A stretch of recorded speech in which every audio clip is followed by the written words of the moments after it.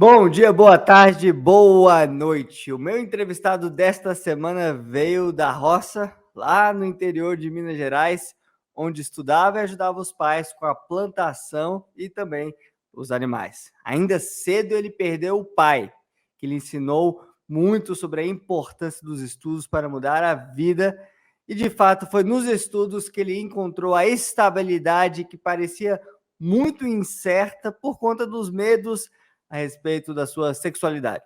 Converso hoje com um enfermeiro do Senado Federal, professor do Grecurso Online, que também já foi nosso aluno, Giovanni Rezende. Seja muito bem-vindo, professor Giovanni. Muito obrigado por estar aqui conosco hoje. Oi, Gabriel, eu que agradeço. Muito obrigado pelo convite, é uma honra estar falando com você. E eu quero compartilhar hoje um pouco da minha história, do que eu vivi. Eu sei que não foi fácil para mim, assim como não é fácil para a maioria das pessoas.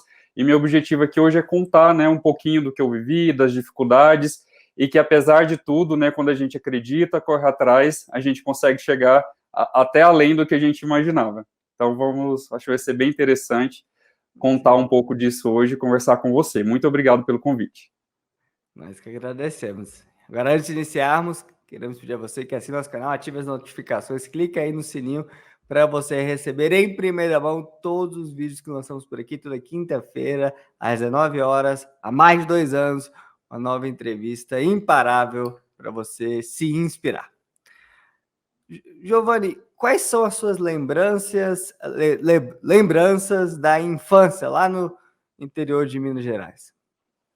Olha, então, eu sou de uma família do interior de Minas, como você disse. O município é Rio Paranaíba, uma cidade bem pequenininha, um município pequeno, e eu e todos os meus irmãos, uma família grande, de 7 irmãos, éramos 8, a gente cresceu na fazenda lá com meu pai, com minha mãe, e de muito trabalho, muita dificuldade, assim, a renda era bem contadinha, uma renda que vinha principalmente do gado que a gente tinha e cuidava tirava leite, vendia o queijo ou o leite desse gado, e algumas plantações, uma história de muito trabalho, de muita luta, mas ao mesmo tempo tenho ótimas lembranças, que é de lá que eu trago muito do que eu aprendi para a vida até hoje, de várias pessoas que eu convivi lá, inclusive do meu pai, que já se foi, como você falou, quando eu tinha 12 anos, e da minha mãe, de muito aprendizado, e tenho lembranças muito boas, e hoje, quando eu volto lá, é uma nostalgia, eu a cada 3 ou 4 meses vou lá, minha mãe mora até hoje no mesmo lugar, então passar por lá, ir para lá e ver que tudo deu certo e que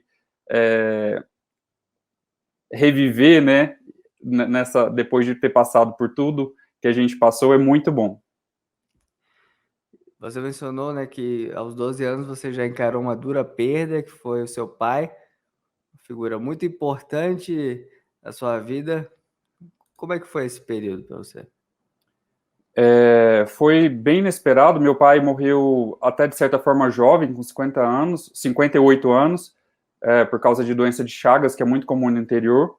E aí ele começou a ter problema cardíaco e morreu subitamente. Inclusive eu estava do lado dele aos 12 anos. Então foi bem inesperado, foi um choque, muito sofrimento para mim, para toda a minha família, para minha mãe, para os meus irmãos.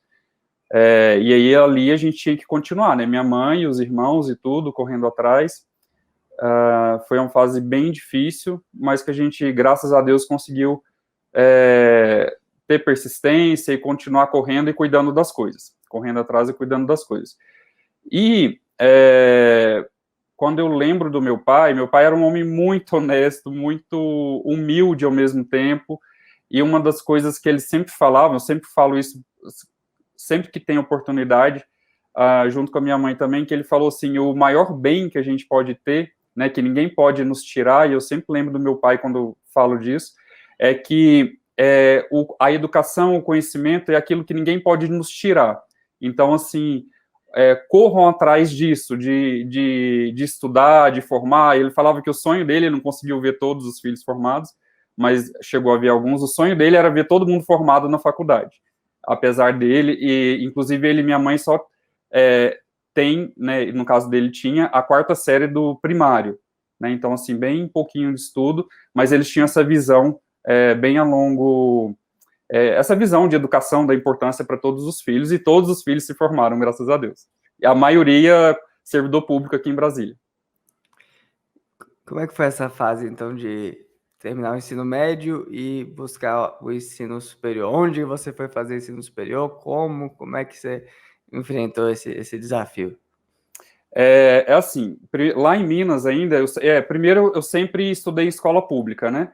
Eu estudava Certo. perto da minha casa, e quando eu passei para a quinta série e depois ensino médio também, eu saía de casa, pegava um ônibus, ia todo dia para a cidade, ficava a 30 quilômetros, estado de terra, ou era barro, ou poeira, enfim, era um perrengue lá.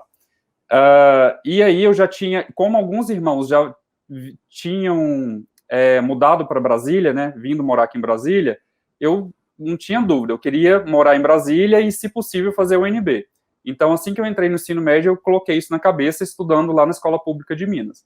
Aí, no finalzinho do ensino médio, ainda faltando um pouquinho tempo para formar, uns 6 meses, eu consegui vir morar aqui com os meus irmãos que já moravam em Brasília, que tinham vindo há um tempo, irmãos mais velhos, e fiz escola pública em Taguatinga, um pré-vestibular focado na UNB, e consegui entrar na UNB e fazer enfermagem, que é a profissão aí que eu me encontrei, e graças a Deus só tenho grandes realizações, tanto pessoais e quanto profissionais com a enfermagem. Entrei e fiz o UNB, por um curso aí, durou 4, quase 5 anos, e me formei com 21 anos. E a enfermagem sempre foi a sua escolha? Não foi sempre a minha escolha, Gabriel. Eu fiquei bastante em dúvida no terceiro ano de qual curso eu faria. Eu tinha algumas opções, enfermagem era uma delas, né? E acabei entrando na UNB. Escolhi enfermagem primeiro por cuidar de pessoas, né? Acho que um termo que resume bem enfermagem é cuidar de pessoas, cuidar do ser humano, e eu sempre quis fazer a diferença para as pessoas em relação a isso.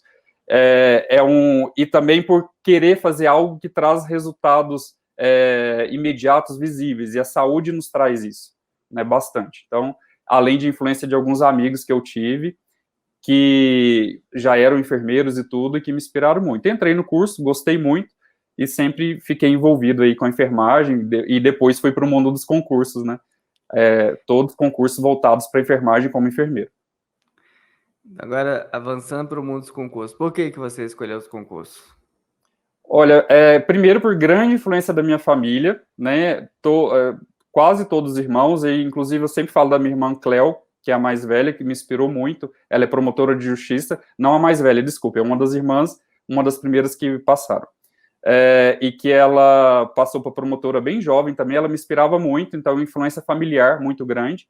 E depois por também morar aqui em Brasília, né, Brasília respira muito concurso, quantas oportunidades nós temos aqui, de órgãos maravilhosos, de funções maravilhosas em todas as áreas para a gente trabalhar, além da estabilidade, inclusive lutando aí pela estabilidade para que ela permaneça nesse momento, né?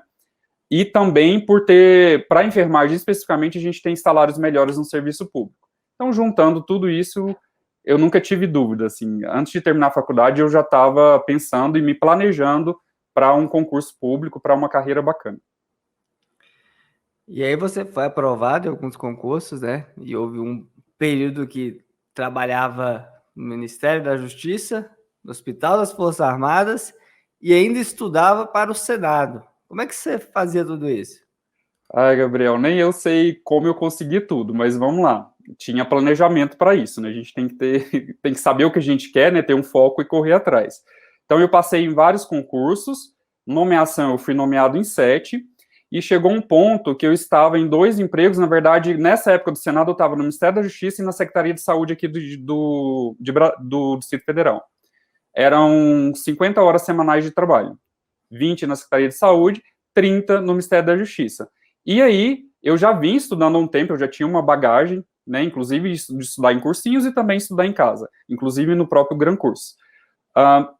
Aí eu conciliava esse trabalho, 50 horas semanais, com estudo, estudando todo dia, né, eu tinha uma rotina aí puxada até, né, por causa, inclusive, do trabalho, mas eu estudava todos os dias. Tem dia que eu não conseguia estudar aquele tanto que eu gostaria, e às vezes eu estudava 2 horas e compensava no outro dia, podendo estudar 6 ou 8 horas líquidas no dia que eu estava de folga, por exemplo. Estudei todos os dias até a véspera da prova, né? E lembrando que, além de eu ter estudado por concurso do Senado em si, como eu fiz vários concursos, eu fiz diversas provas, então, obviamente, eu também fui acumulando, né, conhecimento, né, desde a formação de base e a experiência que eu fui tendo em concursos.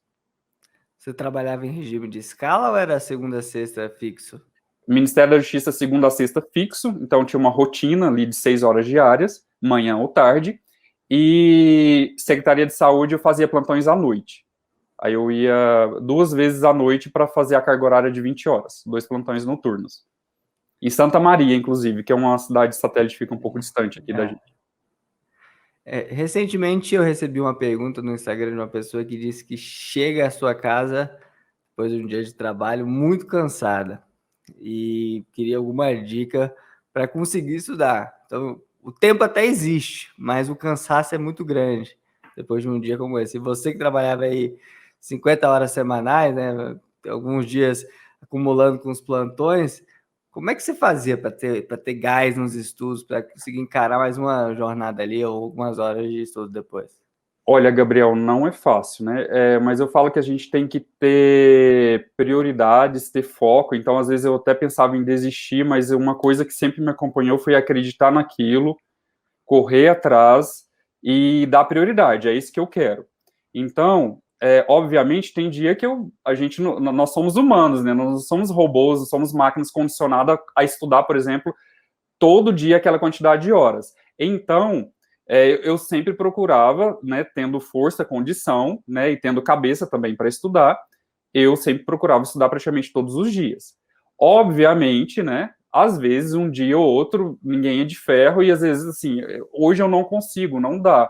Então, assim, descansa, tenta distrair com alguma coisa, dorme melhor hoje, porque amanhã você acorda com um gás melhor. Eu cheguei a fazer isso. Então, a gente também, que às vezes, tem que se dar um colo. E aí, qual que é o segredo que eu acredito? Não é o fato de você ser infalível todos os dias. O segredo é você dar constância, né? A questão é porque, às vezes, alguém fica muito cansado, fica desmotivado e depois para. Aí, pronto, aí você sai daquela fila que você está buscando, né, que é a aprovação. Se você, às vezes, apesar de 1 ou 2 dias não conseguiu ir bem, o importante é volte no terceiro dia, continue.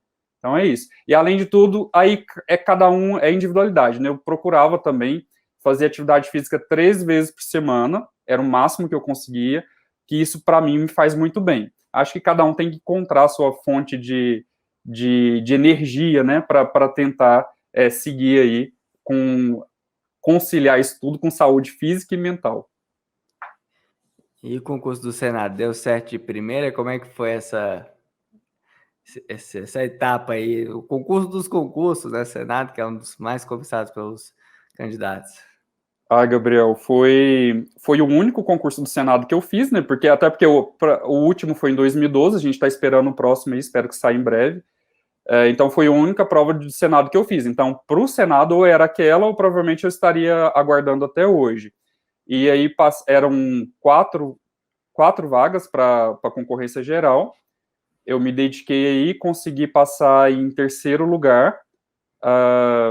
Depois de muito estudo, como eu disse, nem eu acredito até hoje, né, assim, claro que é fruto do esforço, mas ver o nome lá, era mais de 1.000 candidatos por vaga, e consegui ver que eu fiquei aí entre as vagas, entre os 4, lembrando que teve até um detalhe, que a minha prova, o concurso Senado Federal de 2012, tem uma curiosidade, que 3 cargos na primeira aplicação de prova tiveram as provas anuladas, que foram coincidentemente, 1 de enfermagem e 2 de informática, o de enfermeiro. E aí, na primeira prova, eu corrigi o gabarito, porque eles ainda liberaram o gabarito, eu não teria passado, porque eu reprovei numa matéria, que era inglês, que eu sempre tive um certo déficit, até por ser do ensino público. Eu nunca, quando eu era mais novinho, eu não fiquei fazendo escola de inglês particular, nem fui para fora, nem nada.